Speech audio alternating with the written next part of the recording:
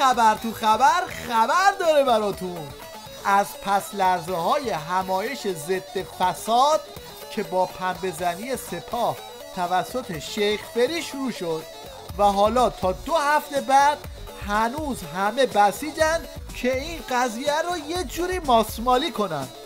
بعد از اینکه رسانه‌های ضد انقلاب خارج نشین به علاوه برخی جریانات خاص داخلی تلاش کردند بخشی از اظهارات انتقادی رئیس جمهور در همایش مقابله با فساد رو به سپاه پاسداران انقلاب اسلامی نسبت بدن، حمایت و قدردانی قاطع 2 مقام بلندپایه دولت از فعالیت‌های سازندگی سپاه و همکاری نزدیک اون با دولت بار دیگه نشون داد همه مسئولان نظام و دلسوزان انقلاب قدردان تلاش‌های ایثارگرانه فرزندان سپاهیشونند.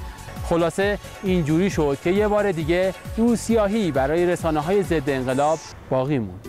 فقط تنها سوالی که بی جواب میذاره اینه که اگر منظور شیخ فری از تجمع تفنگ و پول و تبلیغات سپاه نبود، پس کدوم نهاد ولایت بود؟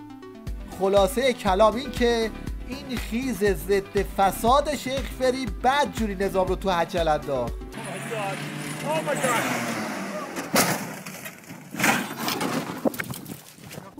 از اون طرف شریعت مداری برای پاتک زدن به حریف خودش رو به یکی از دانشگاه ها رسوند تا این اسناد دونه درشت رو علنی کنه.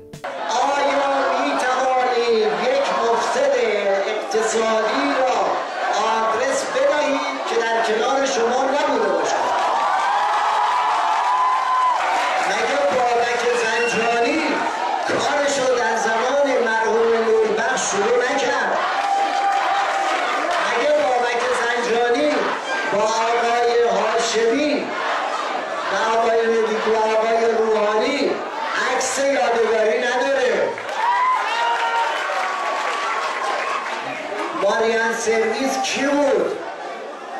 پتروپاس رو چه کسانی رو انداختن؟ این بازجوی مفنگی میخواد با این افشاگری ها باند مقابل رو قیچی کنه، اما خبر نداره که نتیجهش رو سر کل نظام آوار میشه.